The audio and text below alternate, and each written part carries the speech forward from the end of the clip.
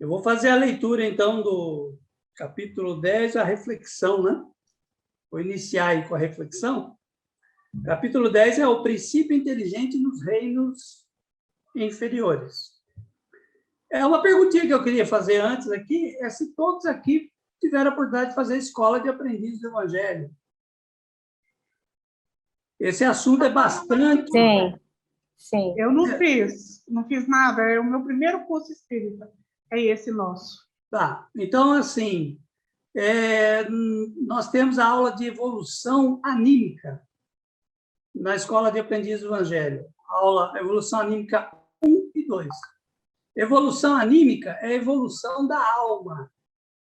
Então, é a evolução, e para nós espíritas, alma é espírito encarnado. Então, a alma não é algo à parte. Na verdade, é a situação em que o espírito se encontra. Tudo bem? Então, o homem foi feito alma vivente. Deus deu o espírito. Do pó da terra veio o corpo. Dessa combinação do espírito com o corpo, que vem do pó da terra, é feito alma vivente. Quer dizer, é a situação do espírito encarnado. Então, nós vamos falar da evolução aqui hoje, né, desse princípio inteligente dos reinos inferiores, que é o espírito trafegando no mundo material, lá nos reinos inferiores. Agora, é bem importante entender que nós somos espírito, que numa condição atual de encarnado, vivendo em mundos materiais. Lá no final da evolução, voltaremos a ser espírito somente. Tudo bem? Então, nós vamos falar sobre essa evolução dentro dos primeiros reinos. E aí, sim, tem uma série de conceitos que a gente vai ver aqui na aula de hoje, conceitos até da filosofia, junto com a da doutrina espírita.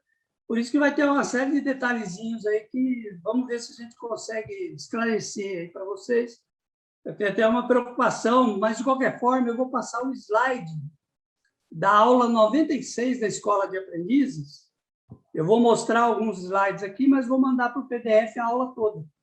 Aí depois vocês podem pegar o conteúdo de hoje, olhar esse material, e aí talvez as coisas fiquem um pouco mais claras.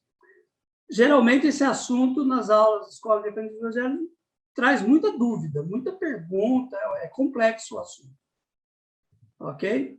Aqui, eu acho que no curso de filosofia, a gente já está um pouco mais calejado, aí, tem um pouco mais de arsenal, né, racional, lógico, para entender. Vamos ver se a gente consegue fazer esse exercício aí. Eu vou ler aqui, então, a reflexão, tá bom? Depois eu vou estar aí compartilhando com vocês os slides. Os automatismos da psique humana têm sua origem nos reinos inferiores?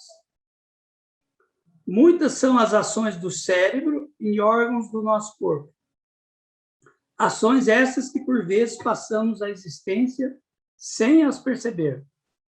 As batidas cardíacas são governadas pela psique humana, tanto que, quando nos assustamos, ela imediatamente dispara a fim de reativar o mecanismo de defesa corporal e eventuais perigos. O aparelho digestivo exerce uma série de movimentos no sentido de absorver os nutrientes do alimento e separa automaticamente o resíduo indesejável para posterior excreção. Esses automatismos se encontram registrados na constituição biológica da célula ou é parte integrante de um psiquismo que caminha no tempo e se situa fora do corpo físico? Então, essa é... Só um momentinho. A última frase é uma pergunta e você leu como uma afirmação. Desculpa, não. Então, eu tive a impressão que eu li como pergunta, mas tá bom. Então, assim, vamos lá. Esses automatismos se encontram registrados na constituição biológica da célula, tá? Ou é parte integrante de um psiquismo que caminha no tempo e se situa fora do corpo físico? Aí é a grande discussão, né? É uma grande discussão na ciência. Quem, por exemplo, estuda a biologia genética, os neurologistas, entendem que essa programação está toda inserida nos genes, na evolução biológica. E aí os espíritos vão colocar o espírito no meio de tudo isso, né? E é muito difícil definir onde termina uma coisa e começa outra. Porque no entendimento nosso, a evolução biológica ocorre a par com a espiritual. Uma caminhando junto com a outra. E uma influenciando sobre a outra. O biológico gesta a psique, o espírito está entremeado na parte biológica e aprende com ela, e o aprendizado dele reflete sobre a parte biológica numa constante. Um exemplo, talvez para ser um pouquinho mais claro, na formação do corpo físico, nós temos, então, o perispírito e a parte espiritual, que tem todo um histórico, que é, então, essa matriz espiritual, psíquica, né? O perispírito é o campo das emoções, da psique, que se une ao corpo físico. Uniu. E ali eles vão, então, ter efeito sobre o outro. No corpo físico, nós temos o quê? A parte genética, vinda dos pais. Então, nós vamos ter a parte espiritual combinando com a parte biológica que herdamos dos nossos pais. Então, pode acontecer muitas vezes que eu não tenho problema espiritual nenhum na minha matriz perispiritual, mas na família tem problemas genéticos. Então, isso aí, para o espírito, é uma prova. Ele vai passar pela aprovação de estar numa família onde há um determinado tipo de doença, do qual não tem raiz espiritual.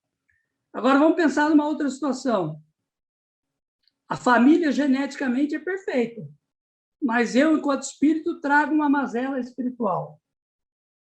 E aí, então, vai ser uma expiação.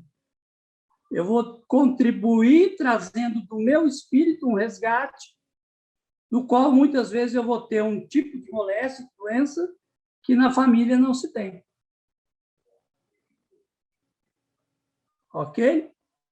Eu não sei se esse exemplo aí conseguiu ajudar. Aí tem o pior dos mundos, né?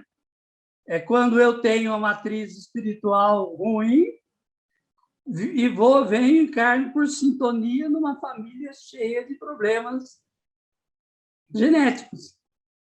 Ricardo, Pior você está dos querendo mundos. dizer que essa pergunta é real, é afirmativa? Ela está correta? A pergunta da reflexão. Sim, sim. E aí, então, depois do. Então, eu pontuei algumas coisas para justamente agora lançar a provocação para vocês. Só encerrando, para encerrar positivamente, né? Existe o melhor dos mundos. É quando eu, espiritualmente, estou bem e venho, por sintonia, encarno uma família que está bem também. Aí, melhor dos mundos, né? É o ser humano saudável, que a gente pode dizer assim. Agora, diante disso que eu coloquei, já que há essa combinação, como é que nós ficamos diante dessa colocação? Porque me parece que a colocação coloca ou é uma coisa ou outra. E aí? Os automatismos, né, registrados na Constituição Biológica, eu também entendo que há automatismos psíquicos também. E, no meu entendimento, o que o ser humano é uma síntese das duas coisas.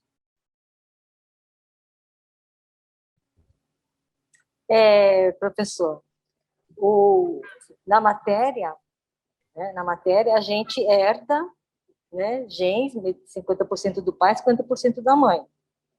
Né? Agora, espiritualmente, não tem nada a ver o espírito da minha mãe com o espírito do meu pai e gerar o meu espírito. Não existe isso, né? Mas Isso. em vidas passadas, a gente já pode ter convivido junto. E aí o espírito retorna para a mesma família. Mas não carrega,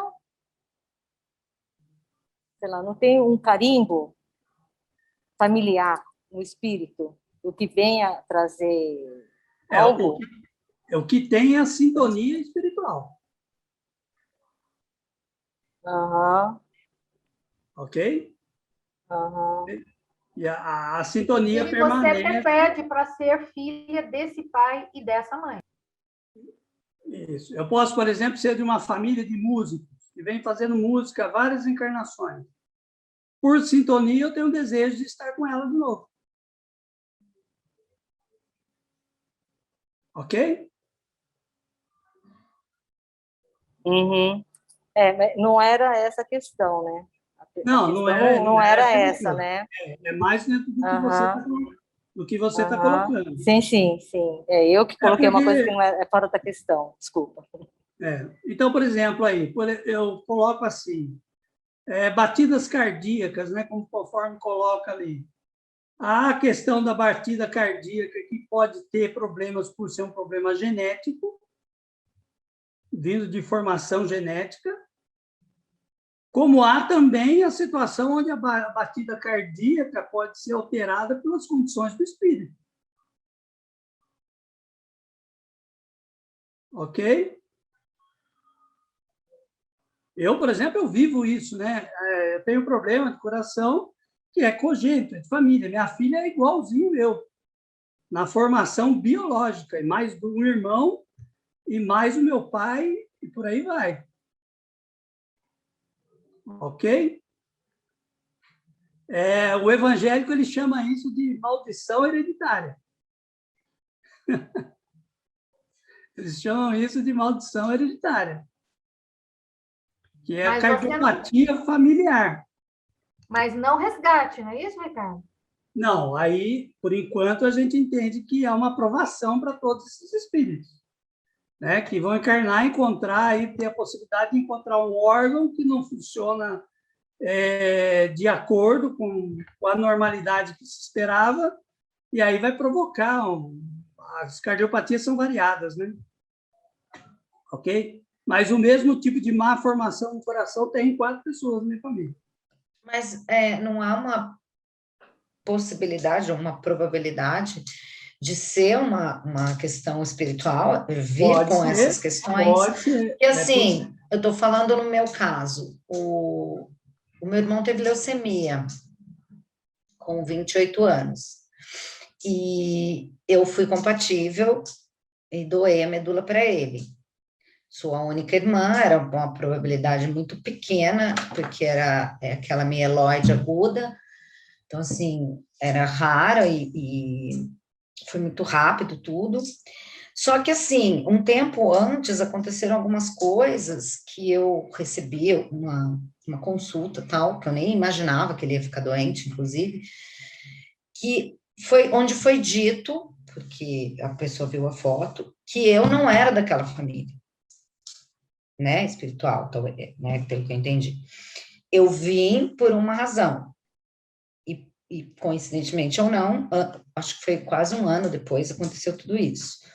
Porque eu tinha questões de não me identificar com a minha família, no sentido emocional e de personalidade, ovelha negra, né? Eu não me identificava assim no sentido, eu não me via ali.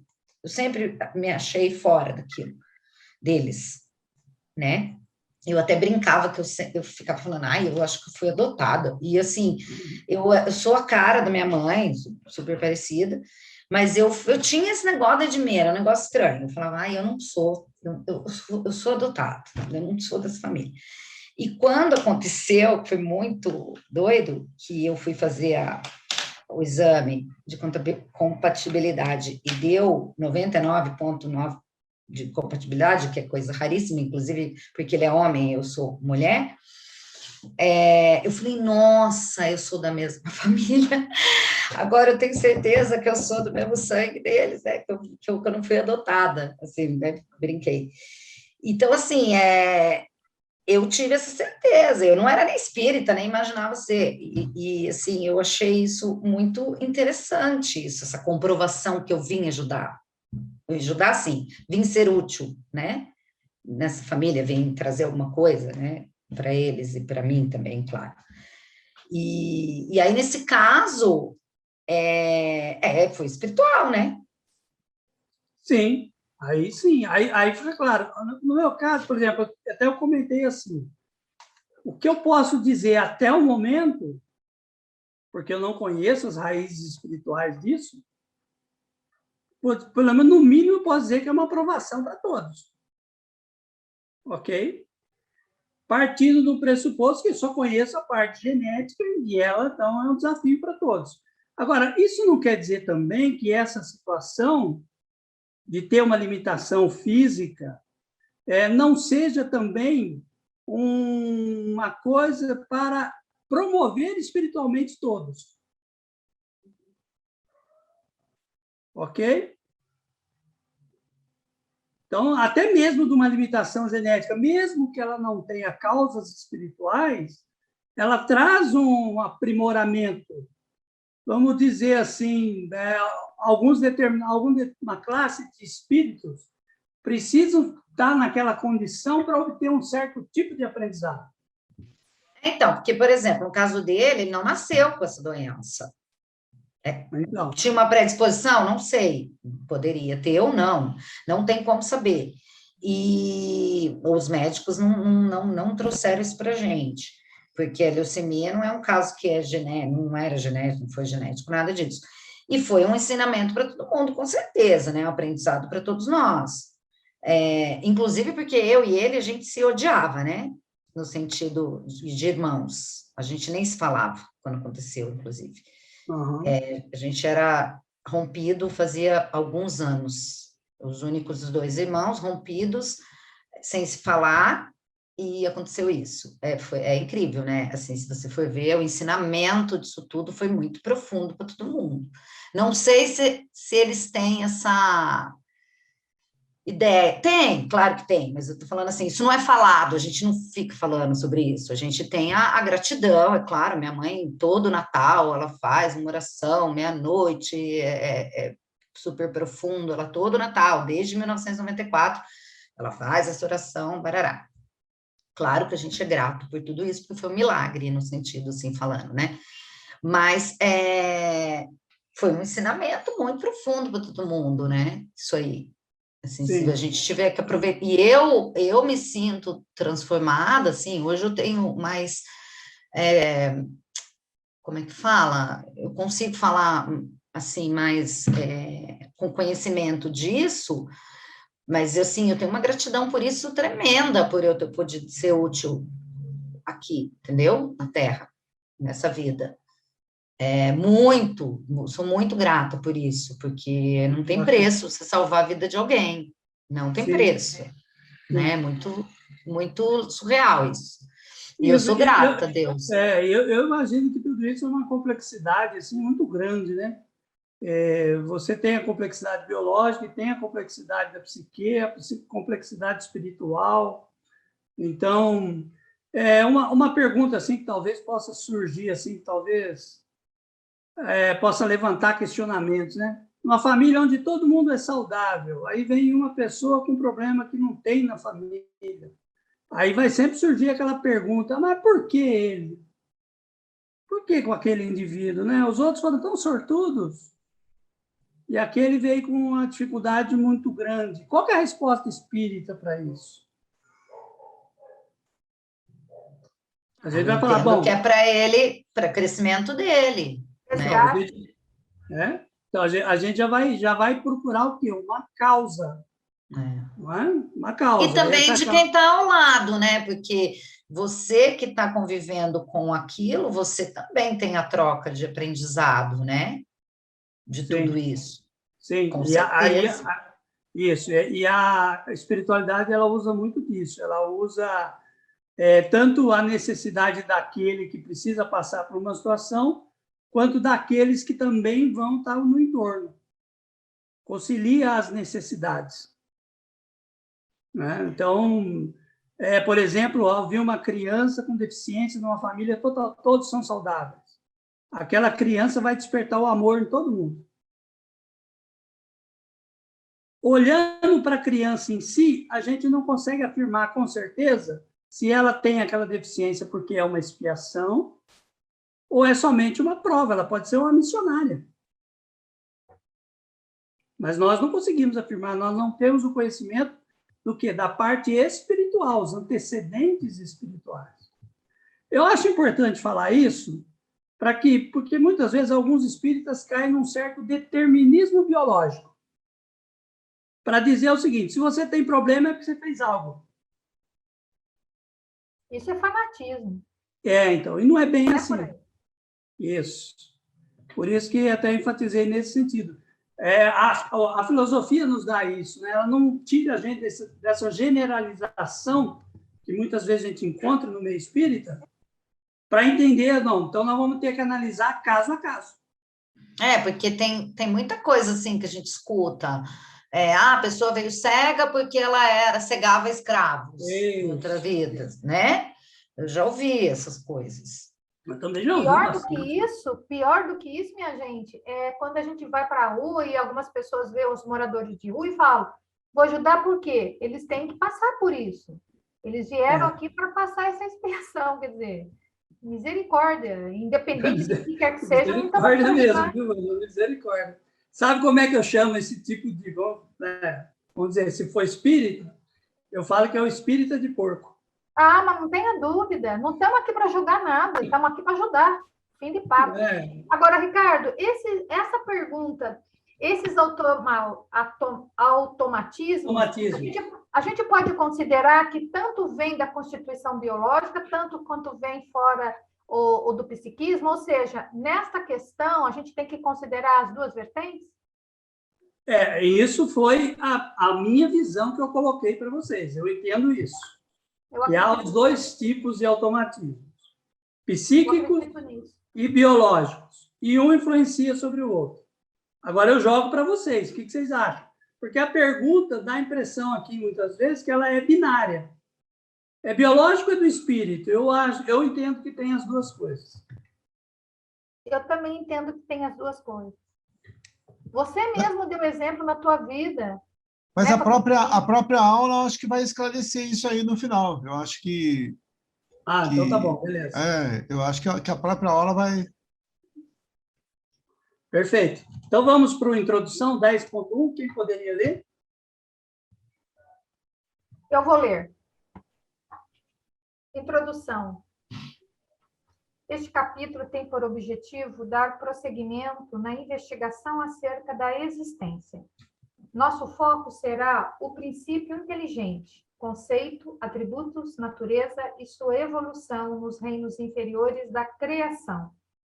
A doutrina espírita é criacionista, assim como a doutrina das diferentes igrejas cristãs também o são. A diferença, porém, se encontra no espaço e no tempo.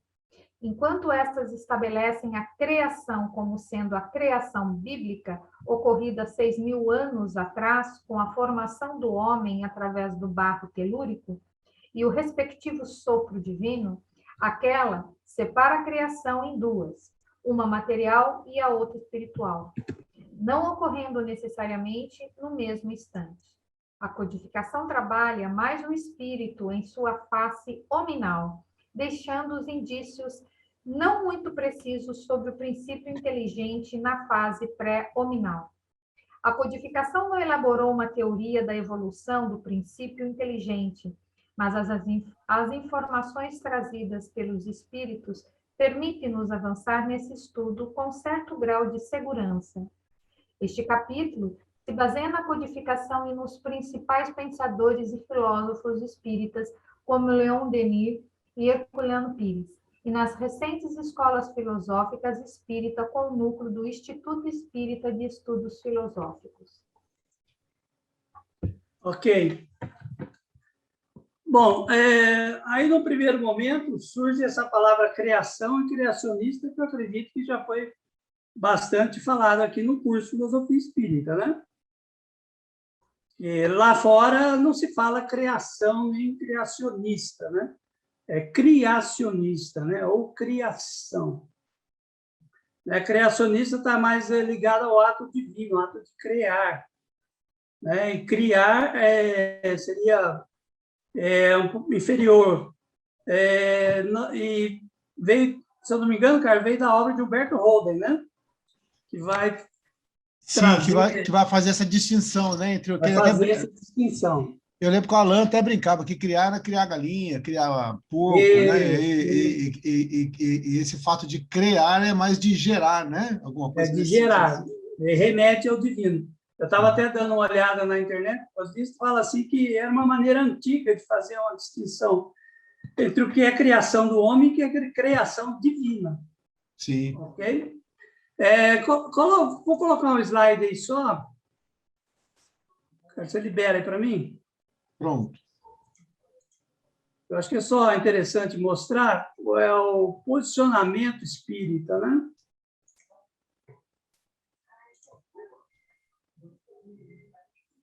Espera aí. Ah, tá. Peguei a coisa errada aqui. Estão vendo aí?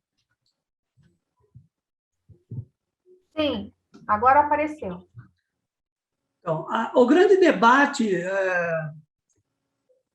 que há na sociedade é criacionismo e evolucionismo. E a doutrina espírita é um pouco do, não vamos dizer aqui criacionismo, mas criacionismo mais evolucionismo.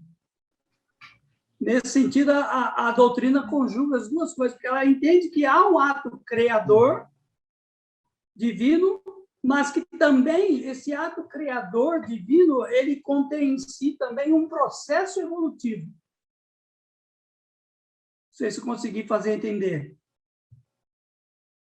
Ok? O mesclado das duas circunstâncias, das duas vertentes, criacionismo e evolucionismo. Então, aqui, essa é uma resposta que eu encontrei, está nos slides da aula de evolução anímica, lá do Centro Virtual de Divulgação e Estudo do Espiritismo. Sugiro a leitura desse livro aqui, ele concilia criacionismo com evolucionismo, que é Darwin e Kardec, ok? O diálogo possível, então, é a busca dessa síntese também, né? O espiritismo é evolucionista ou criacionista, né? Vamos colocar aqui nos termos da aula nossa. Criacionista é quando afirma que Deus é o criador de tudo e de todos, mas não concorda com a teoria das espécies animais e vegetais, segundo cada uma delas teria aparecido bruscamente, sem terem ancestrais. E a evolucionista, referindo-se à lei do progresso. É um processo constante e inexorável, também para tudo e para todos. Ok?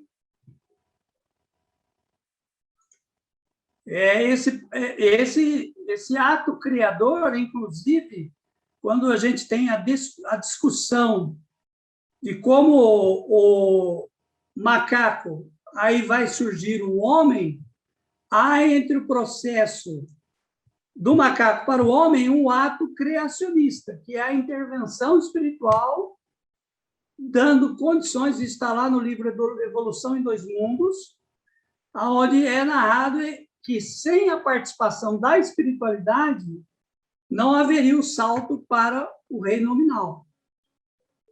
Ali surgem características que só pela evolução biológica não surgiriam. Tudo bem? Aí entra um ato criador, que é a espiritualidade interferindo naquilo que é natural, que faz parte do processo evolutivo. Eu estou tentando aqui fechar o share, mas aqui um pouquinho de dificuldade. Espera aí. Você consegue fechar aí? A minha tela reduziu e sumiu o campo. Onde é que está isso? Ah, consegui. Vou desabilitar, né? Ah, já desabilitou. Beleza, cara. Alguma dúvida aí, então, sobre essa introdução? Eu entendi aqui que acho que está tranquilo, né? Podemos ir para o próximo? Quem poderia ler, então, 10.2? Eu posso. Então vai você. Tá, Pode- você lê o próximo. Então tá. O princípio, inteligência, conceito e atributos. O princípio, inteligência, é a substância num sentido aristotélico, não sujeita aos sentidos, ao tempo e ao espaço, estando, pois, dissociada da forma. É a arte dos filósofos pré-socráticos. A arte dos filósofos pré-socráticos. Quando tratamos do princípio inteligente, ele já se encontra individualizado, formando o ser viajou em direção à inteléquia. No livro 1 do Livro dos Espíritos, Kardec tratou das causas primárias e desenvolveu o conceito de Deus e dos elementos gerais do universo, qual seja espírito e matéria, tratando espírito com E minúsculo, quando se refere ao elemento universal. No livro 2, abordou o ser individualizado e, para diferenciá-lo, grafou com E maiúsculo. A questão 23, que é espírito? Que é o espírito? Resposta: o princípio inteligente do universo. Sua natureza íntima nós desconhecemos, pois sua essência não se compara a nada do que conhecemos, tal como o conceito de Deus, a essência do que seja o espírito, só entendemos pelo intelecto, jamais através dos sentidos. Este só nos faz perceber os efeitos. O atributo principal do espírito é a própria inteligência. Assim, filosoficamente é correto dizer-se: princípio inteligência. Na metafísica, é a coisa em si, kantiana ou a res cogito, coisa pensante, cartesiana. É a inteligência que caracteriza o ser infinito, é a inteligência que caracteriza o ser infinito relativo, como também qualifica em grau superlativo o ser infinito absoluto. O espírito é uma última análise, o fundamento constitutivo do eu. É a entidade única que pode constatar em cada coisa real e ideal o princípio metafísico que a anima, que lhe dá unidade e sentido. Os atributos do princípio inteligência são uno, eterno, infinito, imutável, não sujeito à evolução e imóvel. Ok, obrigado, Maria. Talvez aí já ficou puxado aí, né? Ou não? Está tranquilo para todo mundo? O 10.2. Só que, só para alinhar, né? Arqué, né, dos filósofos pré-socráticos, né, que ele entende como princípio inteligência, né, que é aquele elemento fundamental, que dá origem a todas as coisas, né? É Arqué. Ricardo, eu não entendi quando fala não sujeito à evolução. Se o princípio da inteligência é a alma, ou é o espírito, na verdade, como que não é sujeito à evolução? Eu não entendi esse parênteses dizendo isso. Ah, então, lá, mais no final, né? Isso, é o último parágrafo do item 10.2. Isso. Ok. Então, ele tá aqui colocando uma análise olhando a substância, que também nós chamamos de hipostase, né? A essência. O que é o espírito na sua essência? E aí há uma dificuldade muito grande da gente dizer o que é o espírito. Né? O espírito é algo metafísico, chega até a ser abstrato para nós. A espiritualidade tentou, de várias formas, nos falar desse espírito. E aí, quando ele fala assim que o espírito é o absoluto, é como a gente falar de Deus. Jesus veio e nos falou: Deus é espírito. Ah, tudo bem, Deus é espírito. Aí eu fico com a pergunta, mas o que é Deus, então? Se ele é um espírito, o que é o espírito? Porque falta termos, falta conhecimento dessa realidade metafísica para a gente definir ela. Então, o que a gente faz? Por falta de ter um conhecimento objetivo disso, nós fazemos analogias. Por isso que muitas vezes a gente fala assim, o espírito é uma energia. O espírito é um foco de luz. O espírito é uma centelha. A gente ainda está usando elementos materiais, foco de luz, chama, centelha, energia, para falar de algo que ainda está acima disso, que é o espírito. Então, o texto está tentando falar desse espírito, dessa hipostase. Esse espírito, ele, a princípio, ele é eterno, foi criado de Deus, e ele não está sujeito às modificações que existem na matéria. Mas agora, no meio espírita, a gente sempre fala assim, o espírito evolui. Não é isso que a gente fala? Então, o que significa essa evolução em termos espirituais?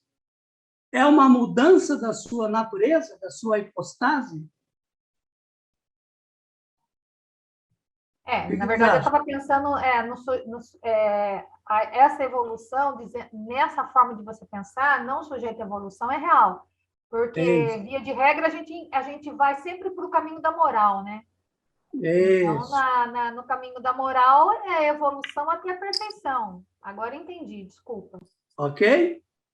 Acho que ficou claro aí, acho que consegui passar. A substância ela vai ser sempre a mesma. E aí a evolução que a gente está dizendo não é na sua essência em si, da sua natureza, da sua hipostase, né, da sua substância.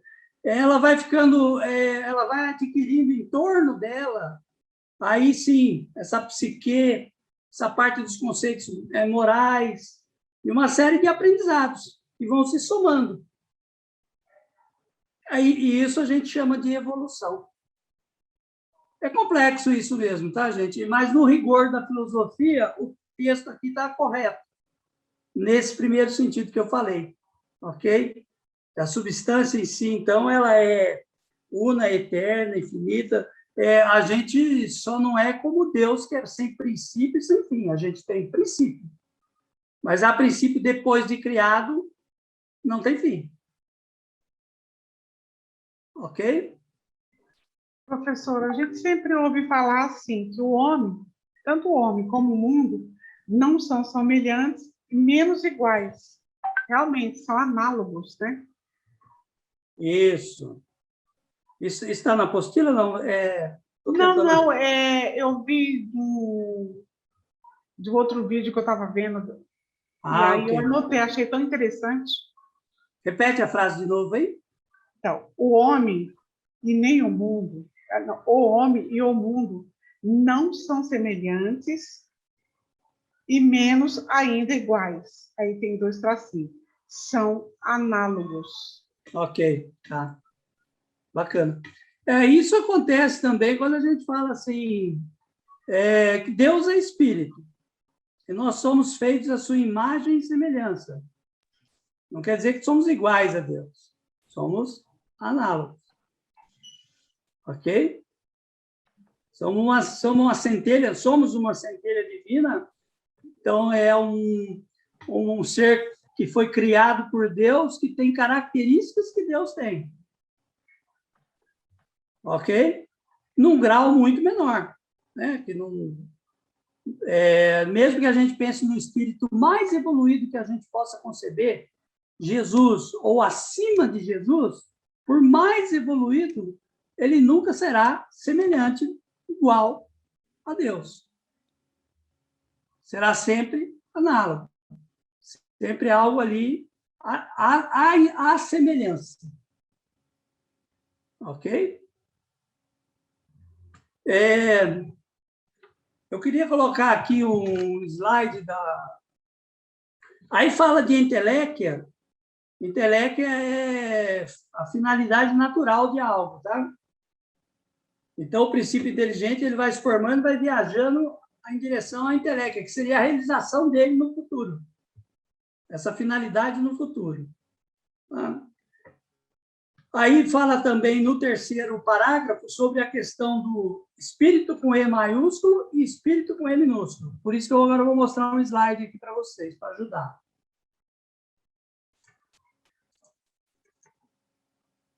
Só um minutinho, deixa eu achar o slide aqui. Essa questão causa, às vezes, muita confusão na escola de aprendiz. Eu não sei como é que vocês estão em relação a isso. Por isso que eu estou deixando vocês até perguntarem para ditar o ritmo aí que a gente pode tratar essa questão. Eu, por ter muita confusão na escola de aprendiz sobre essa questão de espírito com E maiúsculo, espírito com E minúsculo, eu criei esse slide aí, ó. Lembra que nós somos espíritos criados à imagem e semelhança de Deus. Então, sempre fomos espíritos. Ok? Desde que a gente possa remontar no tempo, lá no início, com o espírito que saiu da parte de Deus, uma centelha divina. Ok? Então, sempre fomos espíritos no sentido de E minúsculo. Nas obras espíritas, é muito usado o espírito com E maiúsculo, falar do espírito no estado hominal.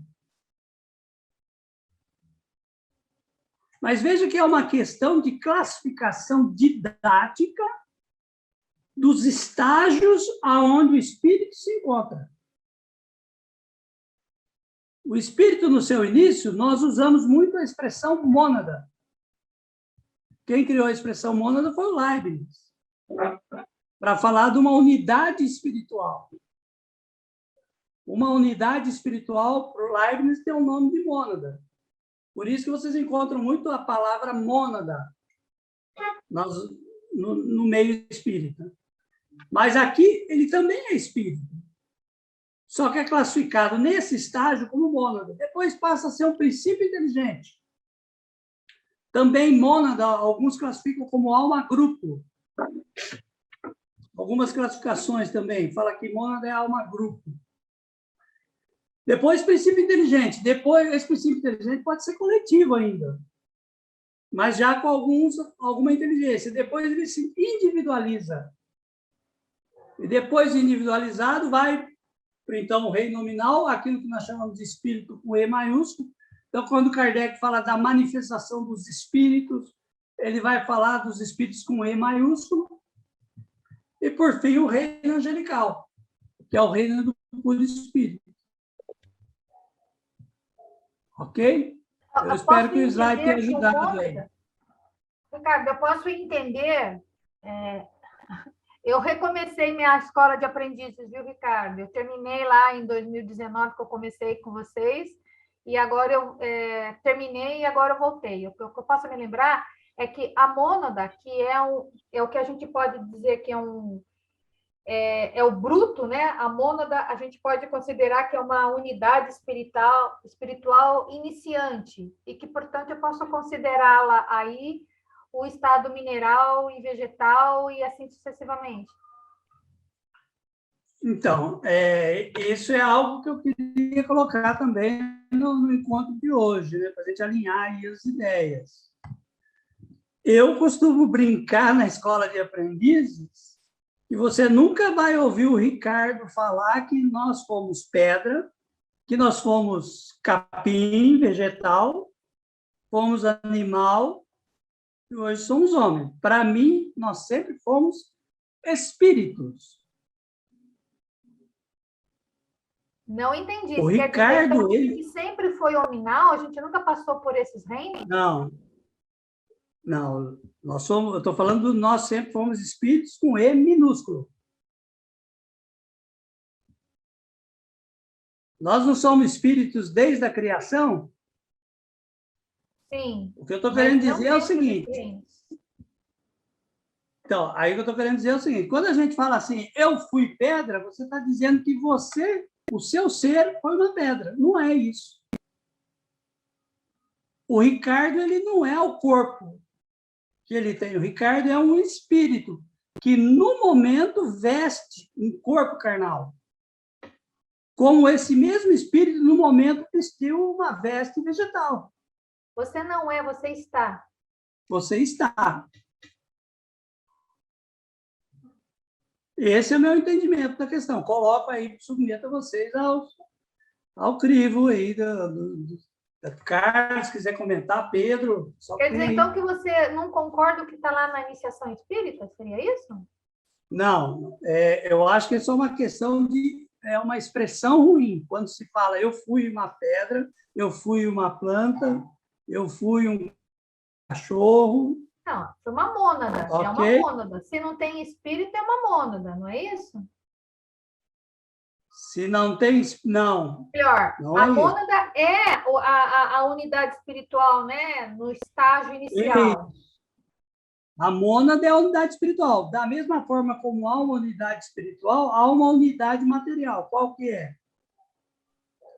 O átomo. O átomo.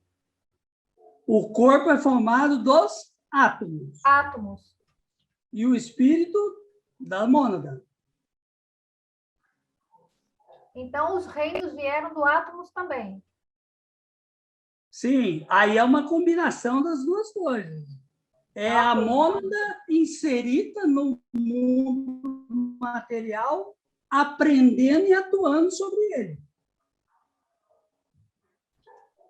Só com essa ressalva que eu fiz, que a expressão mônada é muito usada, mas, por exemplo, Kardec não falou sobre ela. Ele falou de espíritos, só que ele classificou como E minúsculo, para falar do espírito, essa essência espiritual ao longo das eras. O Desde Ricardo, o seu começo... Pode falar, Carlos. Eu li um livro assim super complexo. Aliás, eu tentei ler, mas era muito complexo. Chama Do Átomo ao Arcanjo. Isso. Eu não sei se você chegou a folhear esse livro também. E aí ele fala um conceito que eu achei muito bacana. Ele fala assim que nós seríamos, só para acabar de confundir tudo, seríamos um grande condomínio. Que nós seríamos um grande condomínio. Então, em cada célula existiria uma consciência. E aí, quando você pega, por exemplo, lá um rim, ele é um grupo de consciências de células e que formou o rim. Então, você tem várias consciênciazinhas e uma consciência um pouco mais acima, que seria a consciência que está direcionando o rim. Entendeu? E aí você tem isso no coração, tem isso no intestino, tem isso no estômago, até quando chega em você essa consciência com E maiúsculo, esse espírito com E maiúsculo, que é o chefe do condomínio. Entendeu? Então, essa consciência superior que seria o chefe do condomínio. Então, quando eu pego cada Ezinho, cada consciênciazinha que forma cada uma desses meus órgãos, esses seriam com E minúsculo. E quando você chega já nessa consciência que chegou ao reino nominal, ela estaria já com E maiúsculo, porque assim, agora sim ela adquiriu individualidade. Por isso que quando chega um determinado ponto aqui, você fala num princípio inteligente, mas que ainda está em grupo. E aí quando você vai para o terceiro degrau, que você coloca que ele está individualizado. Isso. Né? Então, eu não sei se esse conceito que eu vi nesse livro poderia ajudar. Né? Então, por exemplo, quando... Então, Carlos, a única coisa que eu acho assim, talvez fique melhor para falar sobre isso é não chamar essa consciência, por exemplo, a expressão um rudimento, um princípio inteligente rudimentar. Porque a consciência ela leva um pouco à lucidez, que ainda nesse estágio ele não tem, que ele tem impulso-resposta. Sim, é um princípio inteligente baseado em impulso-resposta. Né? Certo, então, certo. Irritou, reflete a irritação, sentiu confortável, agasalha aquele conforto, calor, frio, essas coisas. Então, seria um princípio inteligente, o espírito ainda num estágio onde ele é rudimentar ainda. Não poderia se chamar de consciência. Isso. Quando a gente fala de consciência, a gente está falando de ter ciência, de ter uma lucidez. Então, talvez aí a gente pode pensar no princípio inteligente individualizado. Seria o que diferencia, por exemplo, o cardume de sardinha estaria dentro do princípio inteligente, segundo degrau. Comportamento coletivo, consciência maior. Quando você vai para um princípio inteligente individualizado, a gente pode falar de um cachorro, por exemplo. Pensando nele como um todo, mas ali dentro também, como você falou, princípios inteligentes rudimentares também. Uhum. Mas pensando naquele ser como um todo, o cachorro, por exemplo, a gente já pode começar a classificar como um princípio inteligente individualizado, entendendo que já ali já tem uma consciência, E já aí, percebe, que já tem alguma emoção, e aí esse princípio inteligente, agora chegando onde a Vânia tinha falado, que um dia esteve, não sei se clareou, que um dia esteve lá num vegetal, à medida que ele vai evoluir, amanhã ou depois ele vai poder chegar ao ponto, como o Ricardo colocou, de consciência mesmo, né? Eu não sei se clareou ou se complicou mais, Vânia, mas eu penso assim que à medida que a gente vai crescendo nesse aspecto, aí assim a gente vai se individualizando.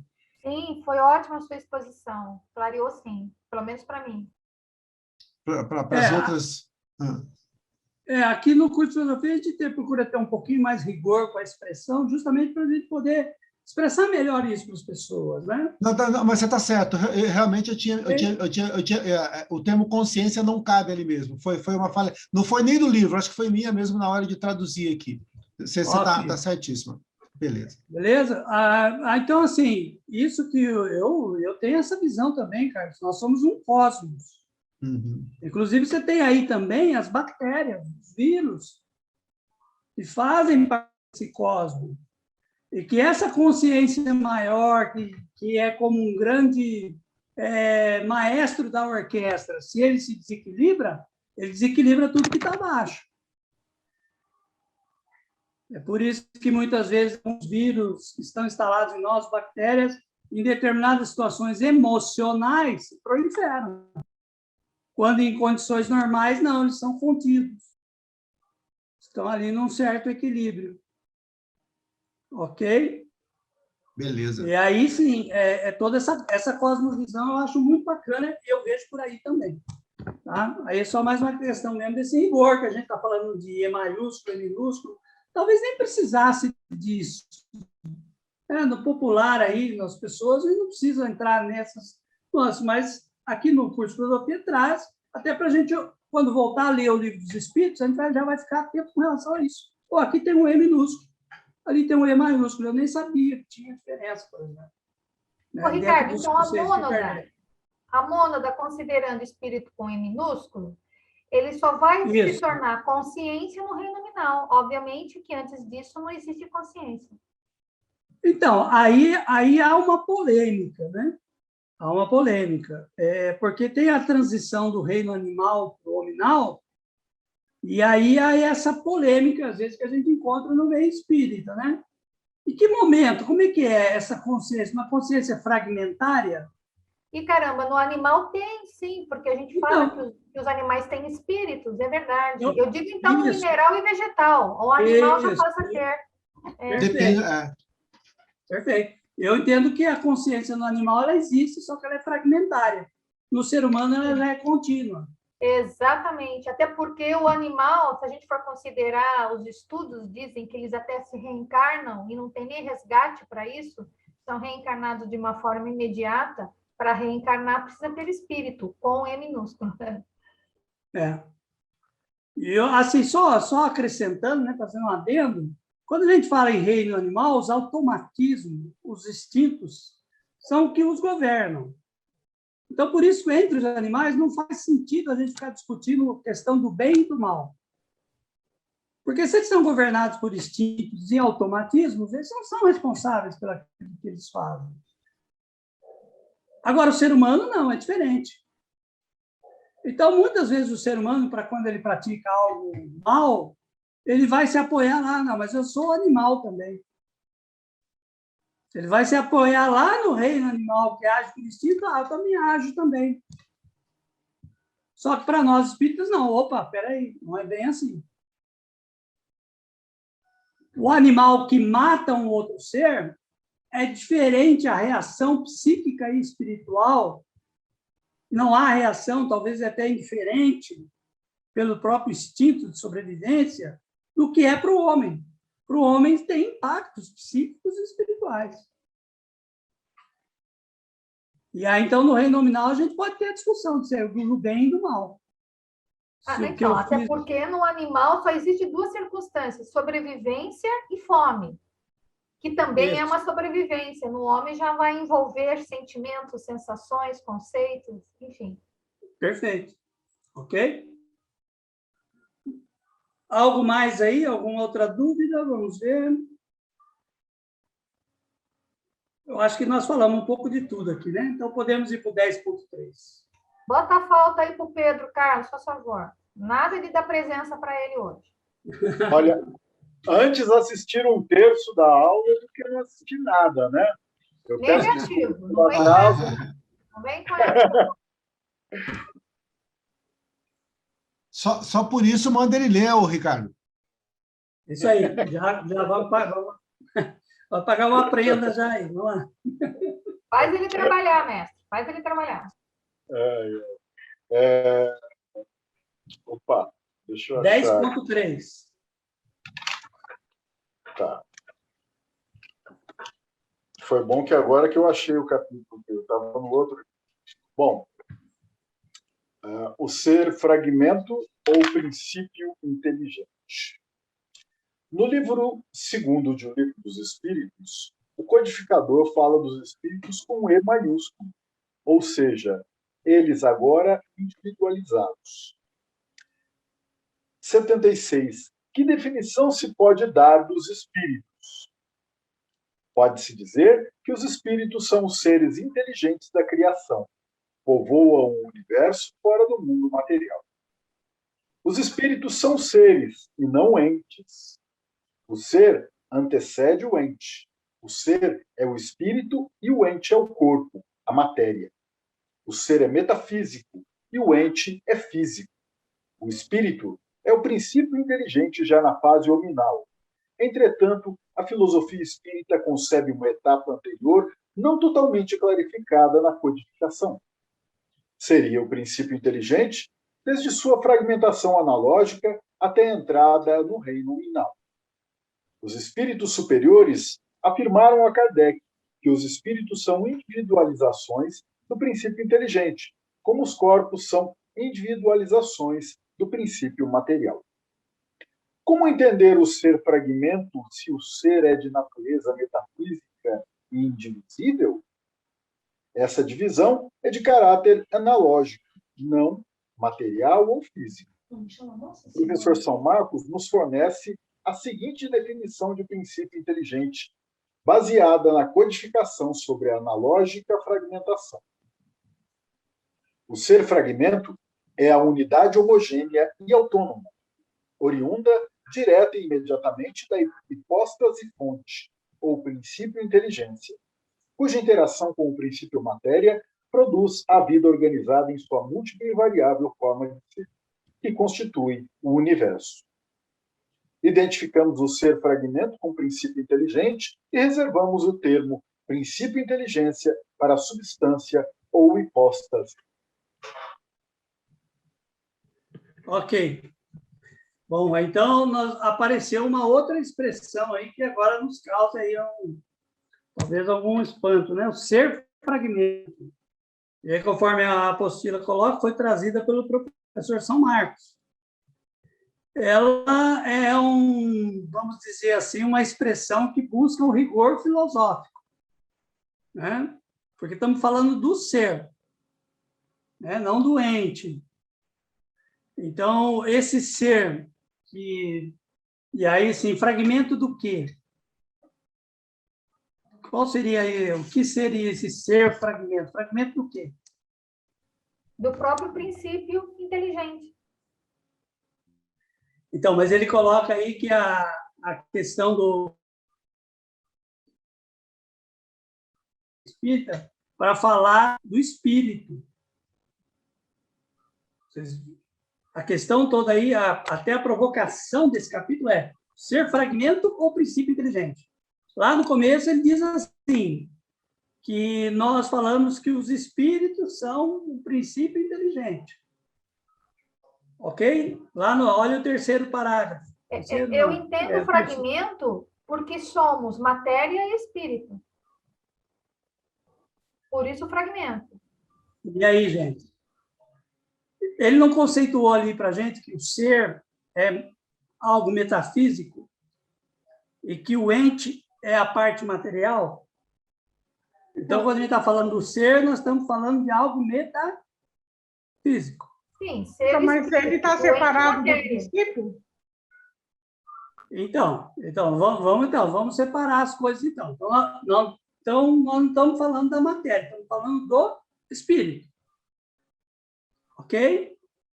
Esse é o ser, a essência. Tudo bem? A matéria se transforma, se desfaz, se desagrega. O que sobra? Que não muda. O fragmento. Que não se desagrega. O ser. O ser. A essência. Indivíduo. Por isso, a palavra ente, ela remonta à existência. Então, é o ser no mundo. Aí, o espírito existe. Por isso que fala assim, que tem uma brincadeira que dizem assim, ó, quando alguém pergunta se Deus existe, ele não sabe o que está perguntando. Porque, na verdade, Deus não existe, Deus é. Não sei se vocês já ouviram isso. Já. Sim. Porque a palavra existe, ela está ligada ao ente, que é o material. E Deus é o espírito, é o ser absoluto. Então, esse pensamento, quando a gente fala que é o ser, que é o espírito, que é imutável, ele vai remontar a Parmênides. Que Parmênides diz isso, o ser não muda. Estamos falando do espírito. Quando a gente fala do ente, nós vamos remontar a Heráclito,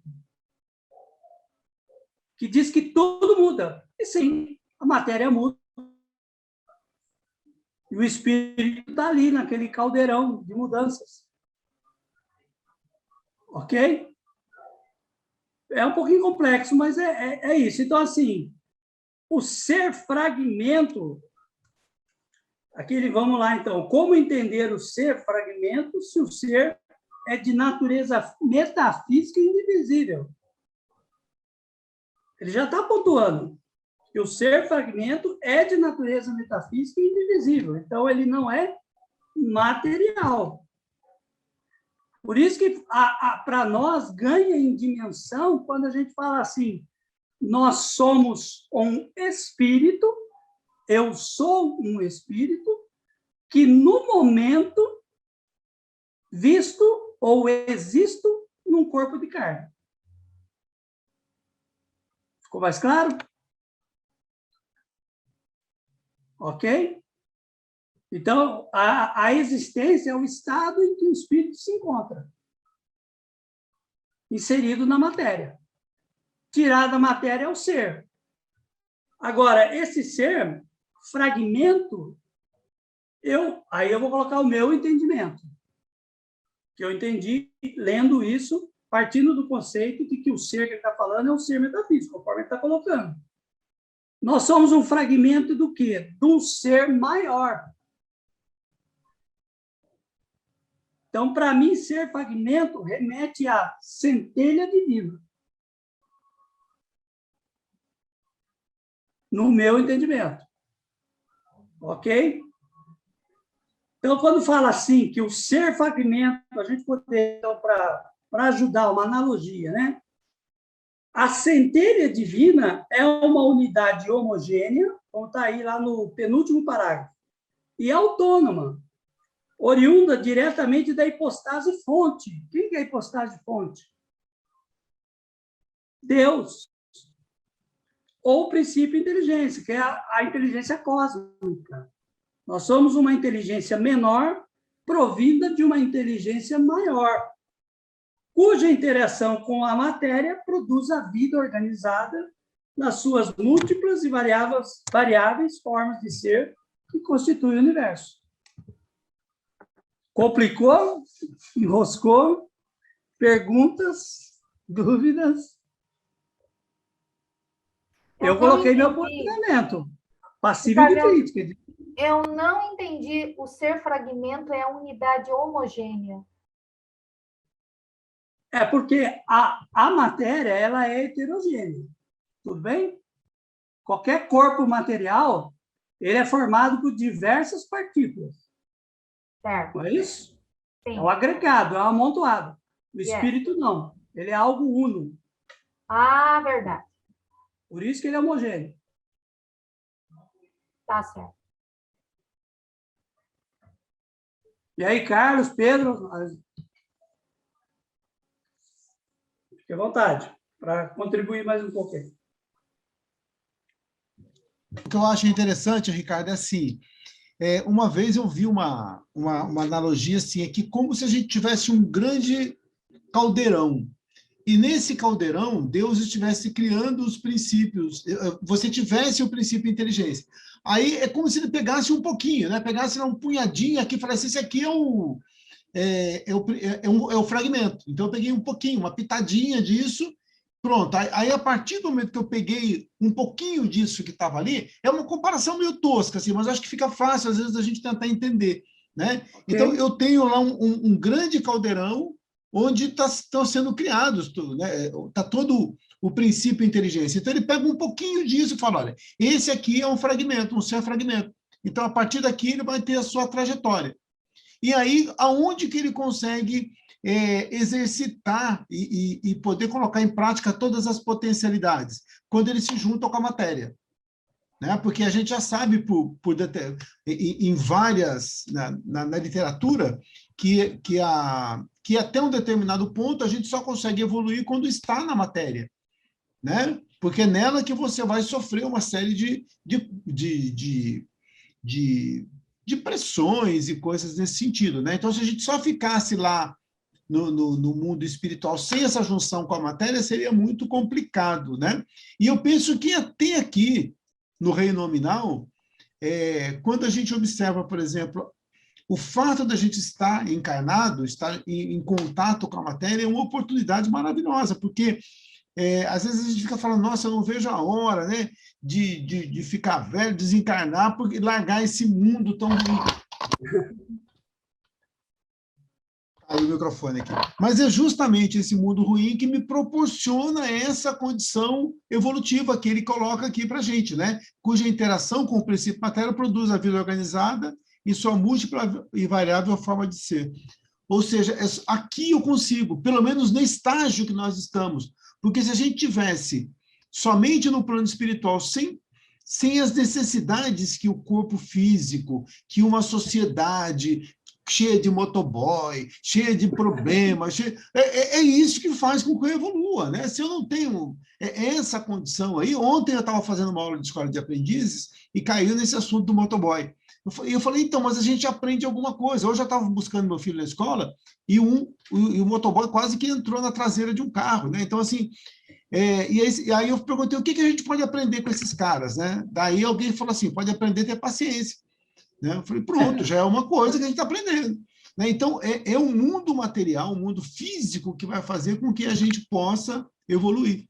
Né? Então, é um pedacinho que Deus pega e joga e fala assim, a partir daí, agora acho que você vai crescer, vai evoluir. Né? Que seria esse ser fragmento, que é o nosso princípio. Né? Aliás, Kardec tem essa pergunta no Livro dos Espíritos, né? Onde Kardec pergunta para os espíritos, né? Onde que vem a evolução? Vem do mundo terrestre, vem daquilo que o Carlos falou. A evolução é aqui, e não necessariamente na vida terráquea, espiritual. Astral. Exatamente. Isso. Por tudo isso que o Carlos comentou. Sim, o mundo material ele traz uma série de experiências para o espírito. E aí, por exemplo, quando a gente está falando de reinos inferiores, quando a gente vai pensar no mineral, é a atração. Então, são impulsos de atração. Quando você vai no reino vegetal, já é sensibilidade. Então, é como se cada matéria, aí eu costumo falar assim, mundo das formas, que o mundo das formas nos proporciona, eles abrem um leque de experiência para o espírito, que está interagindo ali. Então, no reino mineral é um tipo, há o entendimento que nós não podemos habitar corpos inorgânicos, ok? O espírito só habita corpos orgânicos. Então, aonde é que o espírito está realmente, vamos dizer assim, revestido daquela forma? Teria que ser na parte biológica, os corpos orgânicos. E aí eu fico pensando, então, o aprendizado do espírito no reino mineral, qual que é? Já não é o mesmo que é quando ele está no reino vegetal, porque ali é uma interação onde eu estou inserido. No reino mineral, eu entendo que a atuação do espírito se dá de outra forma, porque ela é exterior. Enquanto no reino orgânico, o espírito, então, já está habitando, então ele está interagindo como um todo. E aí, assim, nos vegetais, quais são os vegetais que possibilitam experiências cada vez maiores? Se a gente for chegar no auge do reino vegetal, nós vamos pensar na planta carnívora, que não só tem a sensibilidade, mas já tem um sistema digestivo, que já prepara o espírito, ao interagir com aquele sistema, para o reino posterior, que é o reino animal. No reino animal, vejam bem, a planta ela está fixa numa posição. Quando vai para o reino animal, se amplia o leque, porque ela pode se movimentar. Então, imagina a diferença que é de experiência para o espírito do reino vegetal para o reino animal. Dando um exemplo só, além de inúmeras coisas, né, que surgem. Então, por exemplo, a questão espacial, noção de espaço no reino animal, ambiente, o derredor, sua volta, noção de perspectiva, entre inúmeras outras coisas, que no reino vegetal ainda não é possível. Então, quando instinto de defesa, né? Defesa. Defesa. Aí, tudo mais. Ok? Tudo bem? Então, essas formas que a gente vai revestindo, elas vão proporcionando ao espírito um aprendizado cada vez mais amplo, que vai não só a presença do espírito melhora a parte material, quanto melhora o próprio espírito, né? No aprendizado que ele está tendo. O 10.4, é isso? Isso. Nós estamos com o tempo aí contado, né, Ricardo? Minhas aulas eu nunca consigo. É mais geral, viu, Ricardo? É geral. Já desisti, já, viu, cara? Eu vou ler aqui. Pode ler. A natureza do espírito, o princípio inteligente. Com respeito à natureza do espírito, é preciso ficar bem claro que não é formado de matéria, nem mesmo de energia sutil ou matéria quintessenciada. O livro dos Espíritos nos diz: haveria, assim, dois elementos gerais do universo, a matéria e o espírito. Sim, e acima de ambos, Deus, o Criador, o Pai de todas as coisas. Essas três coisas são o princípio de tudo que existe, a Trindade universal. Basicamente, são duas substâncias heterogêneas entre si e autônomas, tal como na teoria cartesiana, a res cogitans e a res extensa. A matéria em si nada tem de inteligente. Sem a ação do espírito, ela não se organiza, não se intelectualiza, não adota formas, não constitui corpos, não realiza absolutamente nada. É o elemento inerte, amorfo e inoperante. A matéria é a ferramenta de trabalho do espírito que, por sua vez, aparece no cenário da vida como agente transformador de tudo que existe. Matéria e espírito, todavia, estão em interação necessária e indissolúvel, algemada uma à outra desde o princípio. Hoje, físicos teóricos e expoentes da física quântica já admitem que até mesmo o movimento atômico seja dirigido por uma inteligência. A matéria não possui impulsos inteligentes, ela não tem atributos, ela tem propriedades. Dessa forma, a matéria não é a causa ou a sede da inteligência, como também do sentimento ou do comportamento do homem.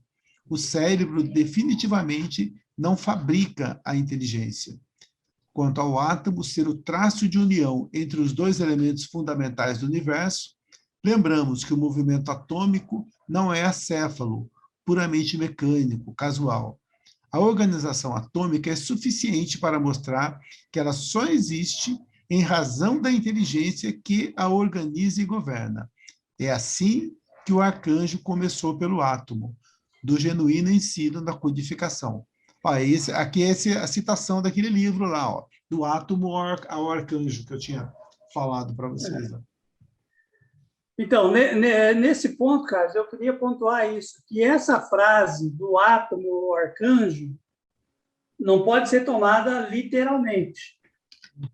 Nós acabamos de ver aqui que há uma diferença entre o espírito e a matéria.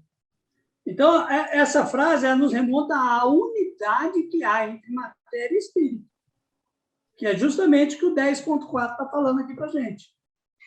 Está fazendo uma dissertação mostrando isso, que há essas duas naturezas, mas elas estão juntas, são indissociáveis.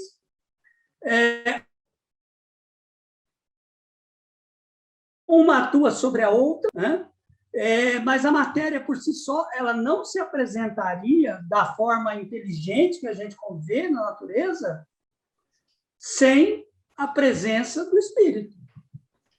Vamos dizer, a hipótese materialista, não há espírito. Tudo bem, vamos dizer que a matéria tem algumas leis.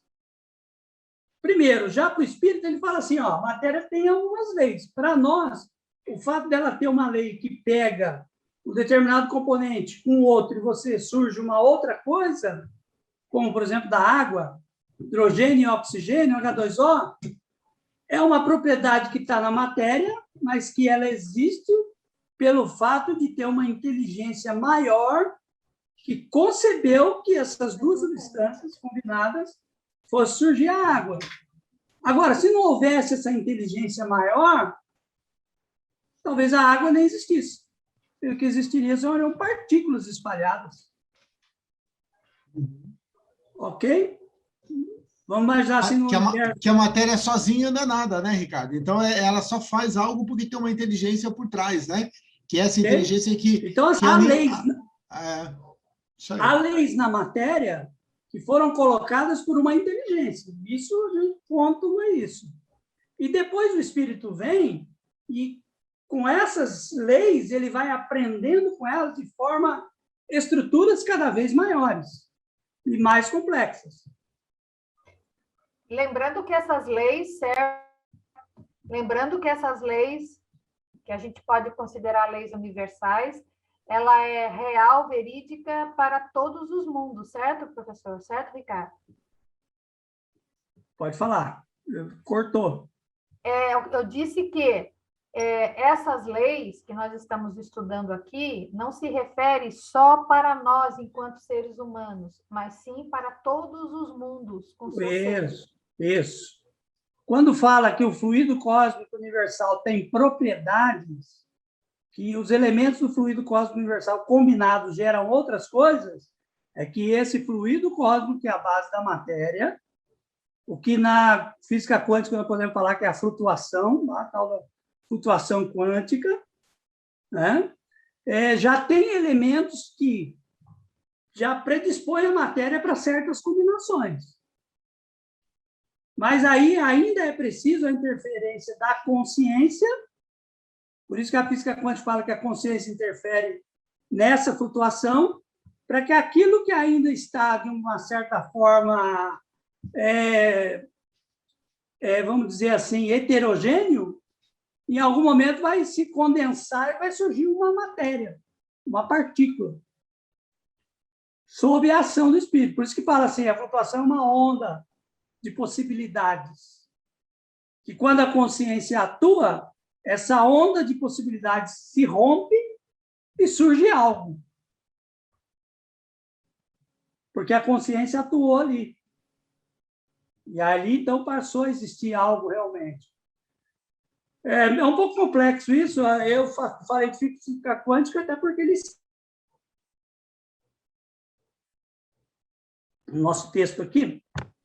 Mas o mais importante para nós é conceber essa relação do espírito com a matéria e o espírito sendo o agente inteligente, e a matéria passiva, obedecendo aos impulsos do espírito. Então, por exemplo, o nosso corpo físico hoje, eu não posso reclamar do corpo físico que eu tenho, porque, na verdade, eu ajudei na criação dele. É muito torresmo, né, Ricardo? Torresmo, é muita, sei lá, né? Fogo. Além disso, o que eu fiz na vida anterior, né? O que eu fiz na vida anterior, né? Com exceção da Vânia, que eu tenho certeza que é uma pessoa extremamente saudável na construção desse monolito, né? Mas nós aqui estamos um pouquinho fora. É nessa, meu amigo, é nessa. Ok?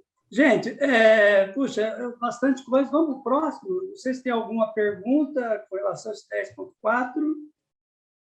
No sentido geral, tudo bem? Só existe uma coisa que eu queria comentar, que veio a calhar, é que, refazendo o IAE, né, lá na Casa Luz, nós estamos no livro Entendendo Espiritismo. E veio à mente agora um capítulo que eu estou estudando para amanhã, que fala que nós somos nossos próprios descendentes. Nós nos descendemos de nós mesmos. Isso é somos incrível. Herdeiros de nós mesmos. Isso é incrível. Ô, Carlos, libera só um pouquinho para mim. Deixa eu mostrar um slide só aí, que combina bem com isso que a gente está falando. Para a gente olhar essa inteligência, né, da natureza, para ficar mais claro aí. Eu mostro e libero para você, rapidinho.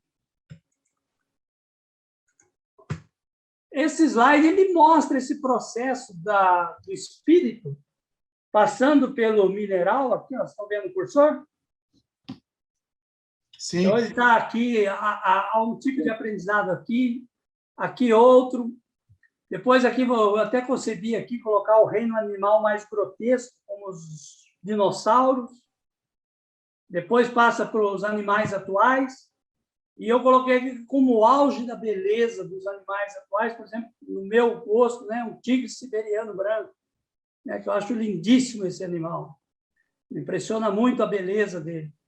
E depois o ser humano. O que a gente vê aqui? A gente vê, além da complexidade da matéria se tornando cada vez mais complexa, a gente vê uma busca pela estética, pelo aperfeiçoamento da forma, da harmonia. Isso nos remete ao espírito, porque a noção de estética não está na matéria. A noção de estética ela está muito é uma coisa assim muito sublime, né? Então, quando a gente fala assim, a natureza está buscando as formas mais elevadas, a gente está aspirando a algo maior do que somente o movimento mecânico das partículas. Então, acho que essa figura, eu tentei montar ela nesse sentido, mostrar isso, né? Tem aí a borboleta, o urso-panda, a gente vê essa beleza, isso é que chama a atenção, né? Em nosso olhar. E aí é um ponto que a doutrina espírita coloca. Se você quer olhar a Deus, olhe a criação. Pois a obra de Deus é o testemunho visível. O que muita gente, às vezes, olha e fala, não, isso aí é um montoado de moléculas e átomos, mas não olha essa questão, ok? Pronto, só isso, já liberei, Carlos. Beleza. 10.5. Tirando o dinossauro, que eu ainda não entendi o que o Papai do Céu quis fazer com um bicho tão feio daquele, mas tá tudo certo. Era a gente estava evoluindo, Vânia. Era nós. Faltou uma fitinha rosinha no dinossauro aí. Claro, gente, também. Eu costumo fazer uma brincadeira assim, ó. Na época dos dinossauros, talvez a gente vestia lá um macacão de couro, daquele grosso, cru. Pode crer. Aí, no tempo atual, nós estamos com um macacão de brim. Mas o que a gente quer mesmo é estar lá no mundo feliz, lá em cima, onde o macacão já é uma roupa de cetim. Pode crer. Mas eu vou levar meu batom de qualquer jeito, tá, Ricardo? Ok. Pode ler. Quem poderia ler o 10.5? Temos tempo, Carlos? Como é que está? Falta muito ainda, Ricardo? Deixa eu ver aqui até onde que... Mais 10 minutinhos? Pode ser, pessoal? Mais uns 10 minutos para a gente terminar? Pode. Pode ser? Pode ser e posso ler. Beleza. Ótimo, então. 10.5 Os atributos do princípio inteligente. O atributo é tudo aquilo que é inerente ao ser. Sem ele, o ser não é. O princípio inteligência tem os atributos que foram apresentados, enquanto o ser fragmento ou princípio inteligente individualizado tem, além deles, outros que decorrem de sua própria existência, que a partir de então se trata de sua manifestação enquanto ser. O ser tem o ímpeto como atributo primordial, ou seja, a capacidade de agir. Ele não necessita quem ou que o impulsione, que o ponha em marcha, que o arroje em direção a um alvo. É ele mesmo quem sai de si e se projeta para. Não se trata de uma saída qualquer, banal e sem rumo, mas de uma ação plena de sentido e realização em demanda algo maior, certo, previsível, atividade inteligente que qualifica o próprio ser que a dirige. Por isso, a inteligência é o atributo essencial do ser fragmento, que pauta todas as suas ações por ela. A inteligência manifesta-se por atos de vontade. Além do atributo ímpeto, o ser fragmento é autônomo em suas ações e homogêneo com os demais seres em sua fragmentação. Tem como atributos ainda a escolha, a decisão, a curiosidade, a expectativa, a fé, a razão, a atração que pode ser traduzida por amor, gerando com isso a necessidade da convivência com outros seres se manifestar. Ok. Aí, então, as características que a gente encontra, né, como fé, razão, atração, né, o amor, curiosidade, são os atributos do espírito. Ok? São os atributos do espírito, alguns chamam isso também de os dons da alma, né? E isso é que nos diferencia, por exemplo, certas características de uma máquina. Então, quando a gente pensa assim, fala-se assim, que a inteligência artificial, um dia ela vai replicar o ser humano. Não. Até porque dizem que essa inteligência artificial, o nosso cérebro é um algoritmo, quer dizer, é uma matemática complexa nesse algoritmo. E que um dia, se a gente conseguir ter uma máquina que tem um algoritmo igual, ele vai ser igual ao ser humano. Mas eu duvido que essa inteligência artificial vai ter fé, pode ter raciocínio lógico. A razão aqui talvez seria no outro sentido. Atração, amor, sentimentos. Que tipo de sentimento? Se uma máquina, um dia, uma inteligência artificial, for capaz de brotar essas coisas, nós vamos dizer que a matéria, então, vai adquirir atributos do espírito. E aí eu entendo que isso não é possível. Recentemente, eu participei de um encontro de filosofia da mente com um professor da área. Foi bastante bacana. Eu coloquei essa pergunta lá e ele realmente falou que na inteligência artificial já não se procura mais criar uma inteligência artificial que imite o homem. Já chegaram a essa conclusão que isso não é preciso. A inteligência artificial vai ser uma bifurcação e vai ter um desenvolvimento próprio. Ok? Mas não é esperado que ela venha a ser igual ao ser humano. Eu achei ótimo quando ele falou isso. Para mim faz todo sentido. Mas qual vai ser o parâmetro? Qual vai ser o parâmetro, professor? Qual vai ser o parâmetro dessa inteligência? superficial. Então, essa inteligência artificial, ela não vai ter, por exemplo, lá a gente conversou sobre imaginação, auto-engano, que são características humanas. A máquina não teria isso. Ele explicou o seguinte, que uma inteligência artificial não é projetada para errar. Ela só acerta. Ela busca todos os caminhos possíveis para ter a resposta certa. E, por exemplo, isso é uma característica que já nos diferencia da inteligência artificial. Pois Nós é, mas temos... quem faz...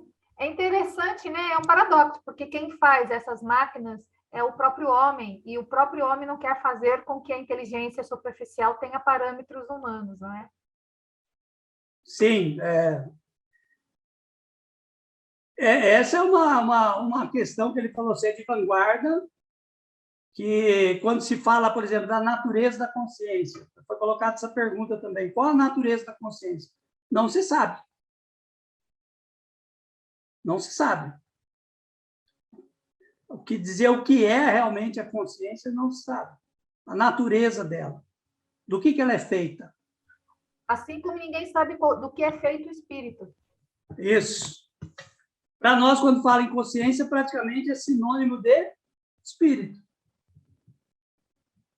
Né? Quando a gente fala de Deus, a gente fala consciência universal. Exatamente. Espírito universal. Exatamente. Ok? E aí a gente entra num outro campo. Ok? O 10.6, ele é um pouco de tudo que a gente já falou. Eu acho até que a gente não perdeu o conteúdo. Podemos fazer uma leitura, mas vocês vão ver que vai falar do reino mineral, da atração, reino vegetal, sensações, reino animal. Mas podemos fazer a leitura aí. Dá tempo, Carlos? Já pulamos já para o 10.7 e conclusão. Como é que está, Icos? Eu acho que se repete, acho que a gente pode ir para frente. Eu também entendo. Aí depois o pessoal faz uma leitura, né? Cada um faz faz uma leitura, mas a gente conversou muito sobre o que está nesse 10.6 aqui, bastante. E lembrando que eu vou mandar os slides aí para vocês também, tá bom? Tem mais material. Vamos para o 10.7, então.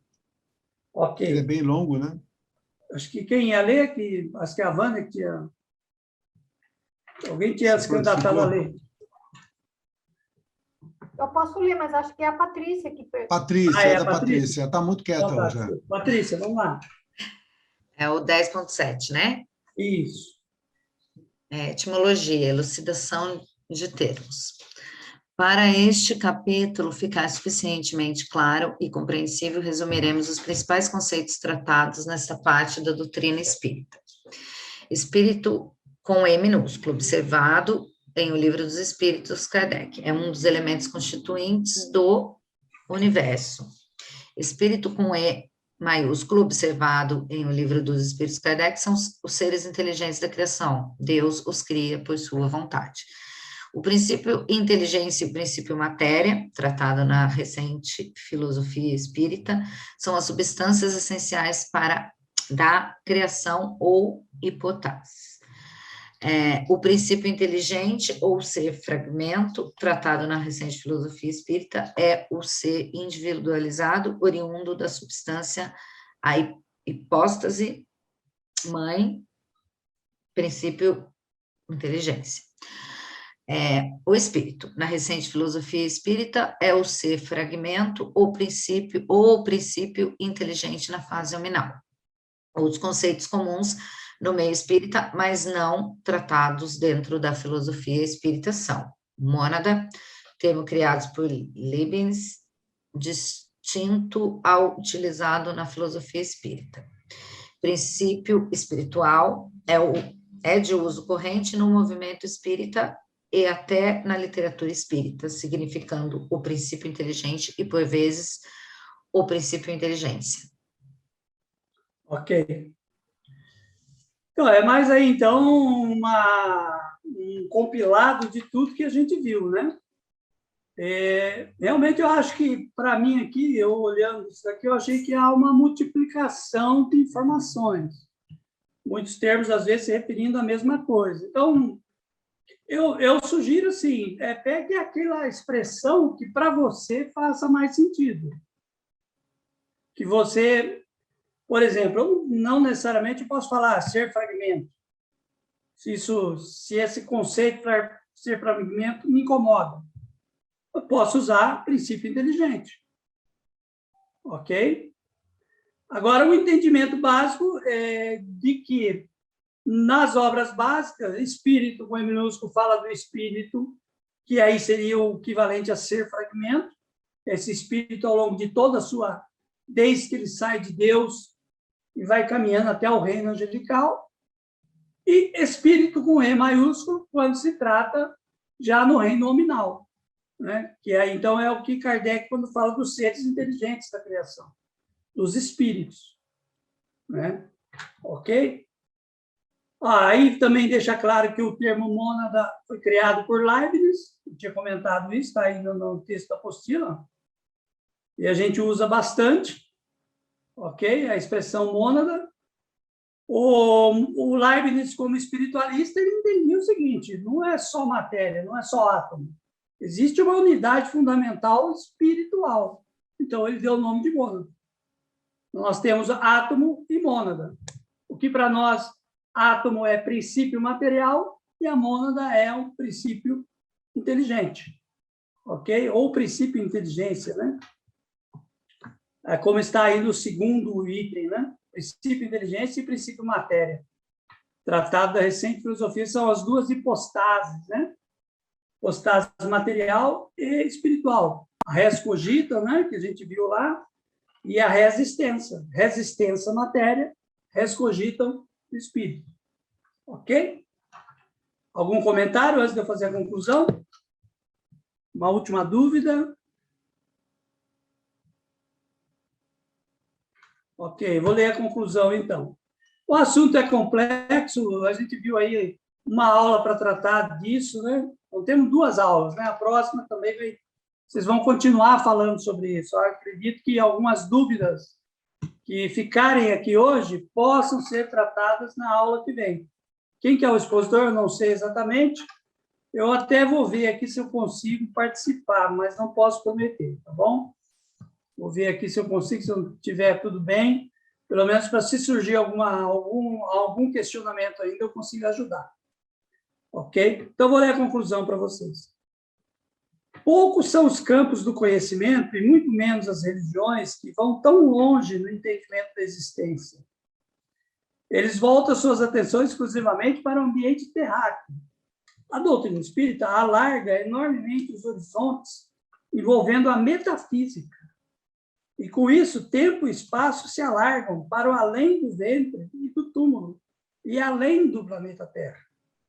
A doutrina espírita desconhece limites espaciais e temporais, fornecendo luzes a antigas questões insolúveis, como quem sou, de onde vim, que faço aqui e para onde vou.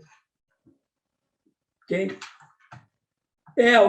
E se a gente for ver, né, eu, quando fiz a escola de aprendiz, quando eu era lá aluno, e me deparei com essa parte da evolução anímica, da evolução dos seres, e por gostar bastante também de ciência, astronomia, essas coisas,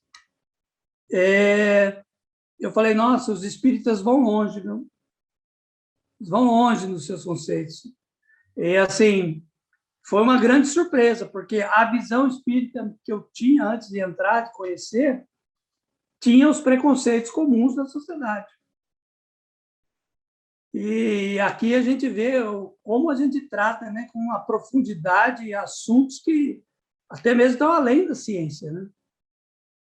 Uma complexidade. O que a gente fez aqui hoje foi um esforço enorme. Eu estou até aqui me perguntando, por exemplo, uma perguntinha que eu vou colocar uma pulguinha aqui atrás da orelha, que ficou aqui. O Carlos falou do princípio inteligência que está lá, né? Que Deus vai lá e tira um fragmento, né? Esse ato de Deus separar esse fragmento desse princípio de inteligência, que é algo universal, nós não temos noção nenhuma. Nenhuma. A gente fala, mas que seria isso? Não nos foi informado da geração dos espíritos. A gente consegue falar um pouquinho mais do espírito quando ele já saiu desse princípio de inteligência e adentrou nos mundos materiais. Aí a gente consegue falar um pouquinho mais. E mesmo assim já é bastante complexo. Né?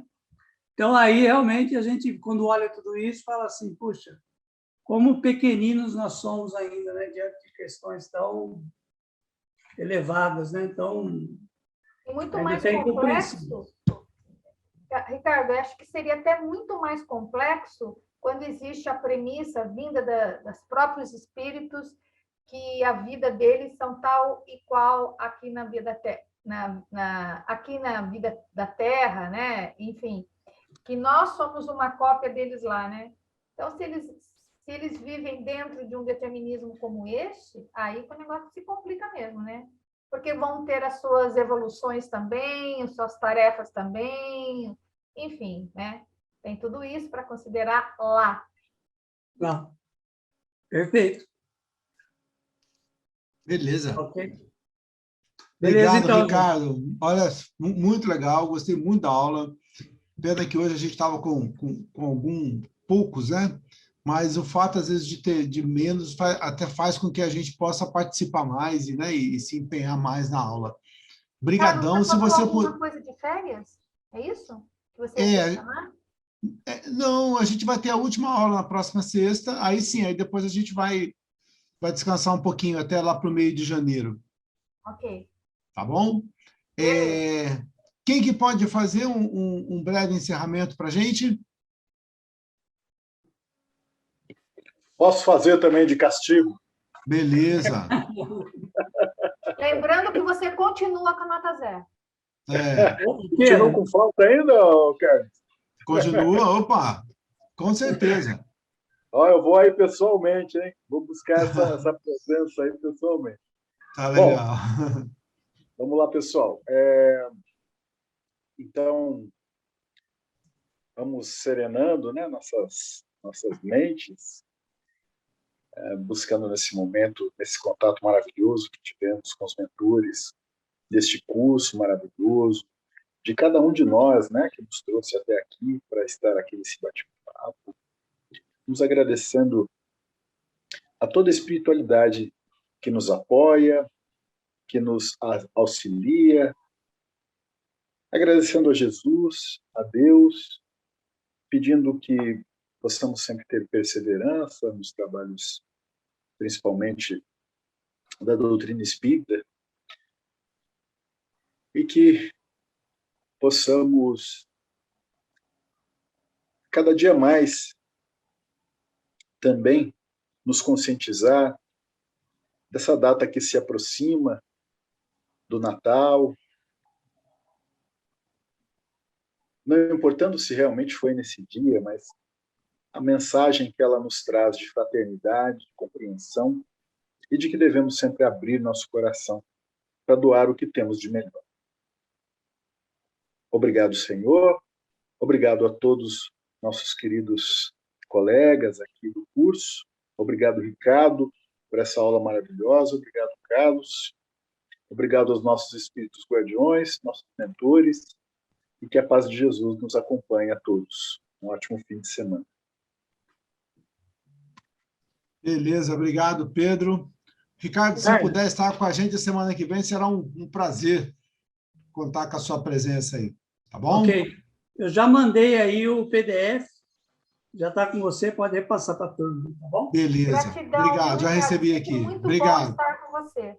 Tchau, gente. Boa noite. Bom final de semana. Bom final de semana. Todos vocês. Tá. Tchau, querido Carlos, queridos amigos. Tchau, tchau. Tchau, tchau. Pedro, Tchau, Wanda. Boa noite, semana meninas. que Tchau, vem, tchau. por favor, na hora. Beleza. Tchau, tchau. Beijo.